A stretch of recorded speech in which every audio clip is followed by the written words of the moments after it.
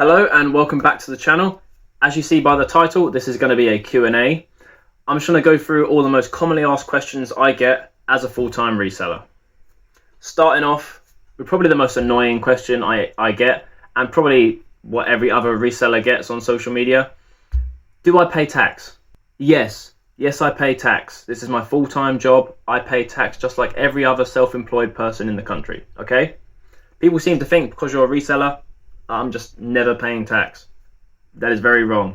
I do pay tax. I'm not going to go through step by step on how you pay your tax as a reseller.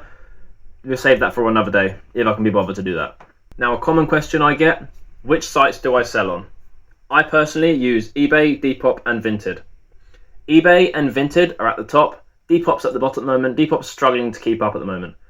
eBay is kind of on a decline now that Vinted is taking off, because my Vinted is on the incline and my eBay is on a decline.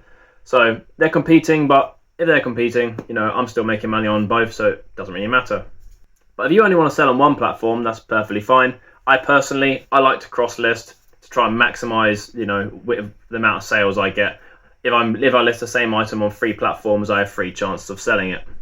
A commonly asked question I get is, what brands sell? Now, it's hard to answer because it's not just about the brands. Sometimes it's about the material, or just what the individual item is.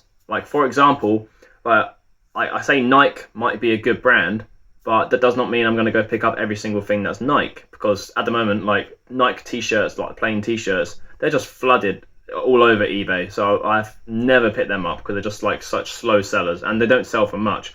But a Nike spell-out sweatshirt, on the other hand, that I would pick up. So it all determines what the individual item is. So when I say look out for this brand, I don't mean just pick up that brand the moment you see it. Research the individual items, just to be sure.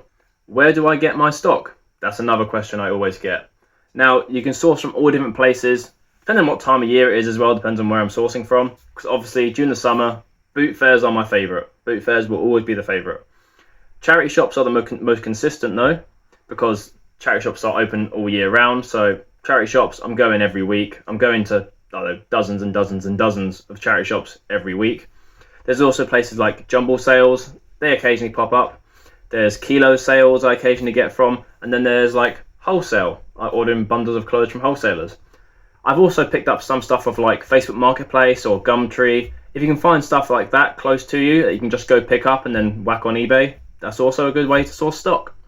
When posting an item, what postal service do I use? I use Every. That's just because I've used them for thousands of items I've posted and I've never had any issues. I know some people don't like Every, some people prefer Royal Mail, some people prefer the in-post lockers, but for me, there's an Every drop-off point at my Tesco's, literally a couple-minute walk from my house, so it's the most simplest, and it's just I've never had any issues. I really haven't. I know some people will find that quite surprising, but I've never had issues with Every, so why would I change?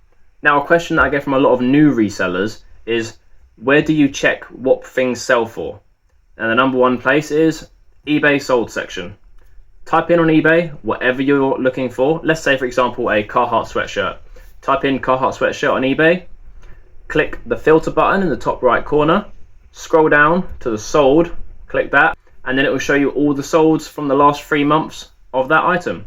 And that's where you should be looking for your prices. Do not check just what people are listing it for. Because I could go on eBay and list this pen for £1,000. Does not mean it's worth £1,000, okay? I need to check what they're sold. And if I check the solds on a pen, it'd be about £1 or less. Just going to interject into the middle of the video to tell you to like and subscribe. If we get this account to 1,000 subscribers, I'm going to do a little reseller bundle giveaway. And also, if we get my TikTok account up to 10,000 followers, I'll do another reseller bundle giveaway on there as well. So, like and subscribe to both. Thank you. Now back to the Q&A. What's my biggest sale? Now, I've had a few big sales. I'm not going to say I'm one of the best resellers in the world and had thousands and thousands of pounds worth in single sales. It hasn't happened. But my best sale is I sold a box of Pokemon cards for £650 because I brought them for 120, kept them for about a year until they went up in value drastically. Then when I saw what they were going for, I was like, I'm going to sell that one. So yeah, sold that. Another decent sale I had is I found a pair of Oakley boots in a charity shop for £15 and I sold them the next day for 225. So I was pretty happy when I got that ka-ching from the eBay app. Now, the next question isn't really a question, it's a comment I get a lot on TikTok, and that's normally from people hating, saying you shouldn't resell from charity shops. Now, I disagree, because if I stopped reselling from charity shops, that would be about £1,000 less each month going to charity. That's roughly how much I spend in charity shops each month. Like, if you want me to stop reselling from charity shops, then charities would get a lot less money, because I spend about £1,000 a month in charity shops. So if I buy something from a charity shop for a tenner, or someone else buys something for a charity shop for a tenner, and they're keeping it whereas I'm selling it, it has no effect on the charity shop. They're still getting a tenner, okay? One question I get as well is, how do I store all my stock? Well, me personally, I store it like this, in all these tubs. It's probably not the most logical method, and they're not even numbered. I don't even have a SKU system, which I should do, but I know where everything is, so this seems to work for me for now. If it comes to a point where it doesn't work, then I'll switch it up. Is there a best time of the month for sales? Now, personally, most people tend to see a rise in sales around the beginning and end of the month, because that's when people's payday is. You know, people like to spend their money when they get paid. Also, it's a good time of sales at the weekends when people are sat at home. Because when people are sat at home on their phones, they like to order things.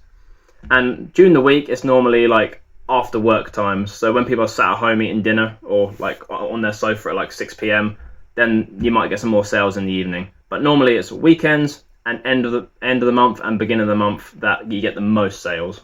How do you decide if an item is worth picking up? Well, as said before, obviously check what they're sold for in the eBay sold section, but it's not just about how much they go for, it's about the sell-through rate.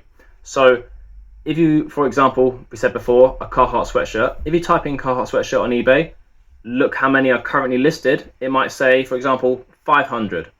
If you check the solds, and if the sold said 4, then you know it's not a very good seller, because even though 4 have sold, and those might have sold for good money, if there's 500 listed, but there's only 4 sold in the last 3 months, that's going to take ages for yours to sell, because you're going to have so much competition, and there's not many people after it, evidently. So you have to check that. What you always want is if the amount sold is higher, or at least very close to the amount listed, then you know it has a quite good sell-through rate. Do I list my items lower than the competition? Well, for me, that also depends on how many of that item are currently listed. If I see that there is 100 items listed of the item I'm trying to sell, and there's only 50 sold, which is not too bad, but maybe the other people are listing their item for £25, I might list mine for 20, then mine would be more likely to sell. But on the other hand, if there is 100 sold in the last month, but there's only 2 or 3 listed, then I might keep the price quite high, because I won't have much competition, and it's quite clear that a lot of people are after that item, so you might still get a really good price. A lot of people comment saying, what do I do about returns? What if someone wants to return the item, what do I do? Well, as a business account on eBay, you have to accept returns. If someone wants to return an item, you have no choice, you're returning it. Obviously, with eBay though, you don't refund them until you've received the item back. So you just wait until you've received it back, and then you refund them and move on. I know people don't want to accept returns, but it's fine. It's just part of business. If someone wants to return something, yes, it can be annoying, but just get it returned to you. You can relist it, you can refund them, and you can move on with your day. And that's the end of the Q&A for today. Thank you for watching. I hope you enjoyed the video. If there's any questions that you wanted answered which I didn't answer, feel free to put them in the comments section, and maybe I'll answer them in a future video.